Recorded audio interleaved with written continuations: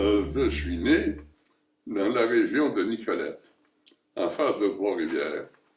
Mon père était cultivateur. J'ai fait mon école primaire au village et mon secondaire au séminaire de Nicolette. Euh, Évidemment, pendant les vacances, j'ai fait le travail que faisait mon père, travail d'agriculteur, et je trouvais ça très dur, très dur. Vous savez, quand on parle là, que la campagne, c'est le fun, c'est pas vrai. Quand on sort du collège, là, puis qu'on tombe dans un rang de légumes, là, qu'il faut s'atteler pendant 1 heure, 2 heures de soleil dans le cou, ou encore les foins, là, dans la grange, j'avais hâte de retourner au collège. Alors, c'est ça. En 1935, je suis entré au séminaire de Nicolette. Et évidemment, ça, on coupe des liens avec son enfance. Les premiers. Alors, j'ai trouvé ça excessivement dur, puis j'ai travaillé. Et puis, je me disais, où sont les fous? Est-ce que c'est moi le fou? Ou ce sont mes amis qui s'amusent sur la terrasse à Québec, là, pendant que moi, je travaille et puis que je crève. Mais c'est la première année passe, et puis après ça, on devient familier, puis ça devient un peu d'abusé.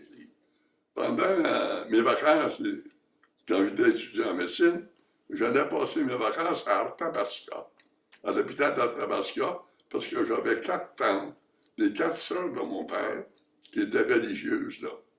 Et là, j'ai connu 2 chirurgiens, docteur Côté, et puis, qui m'ont donné le goût de la chirurgie. Oui, ben là, il y a une autre affaire que mon père m'a raconté, c'est que à ce moment-là, résident, aujourd'hui, il gagne dans les 40 000 $ par année, mais moi, je gagnais 75 $ par mois en prenant ma spécialité. Là. Je savais déjà que j'irais à Saint-Jérôme parce que j'étais ma tante qui a fondé l'hôpital de Saint-Jérôme. Hein. Ma tante, j'étais son neveu préféré parce que parmi tous ses neveux, j'étais le seul médecin. Hein. Alors, elle m'avait déjà dit, tu auras ta place à Saint-Jérôme. Alors, t'as pas sûr de nous bâtir à Saint-Jérôme. Mais dans le public, on pense toujours que c'est l'Hôtel-Dieu de Montréal qui a fondé Saint-Jérôme. C'est absolument faux. C'est Arthabasca qui a fondé Saint-Jérôme. Il n'y avait pas une seule d'Hôtel-Dieu de Montréal. Et pourquoi, Dr Thibault, il fallait absolument qu'il y ait une communauté religieuse? Comment ça fonctionnait à l'époque? C'est très facile à comprendre. C'est parce qu'on ne payait pas des sœurs. Il avait fait jeu de pauvreté. Pour la construction, d'abord, ma tante a négocié avec Jean-Paul Rolland, qui était président de la compagnie de papier Rolland dans le temps, un terrain que la compagnie a bien voulu donner. Ce terrain-là était évalué à 15 000 $. Alors, ça faisait 15 000 $. Et il y avait une entente entre le fédéral et le provincial. Et le gouvernement provincial a fourni à peu près 750 000 $ et le reste a été absorbé par la communauté. De sorte que l'hôpital, tout fini, a coûté 1 700 000 $. Je suis venu voir la construction de l'hôpital. Le solaire était fait, tout simplement. Hein? Alors j'ai vu le solaire.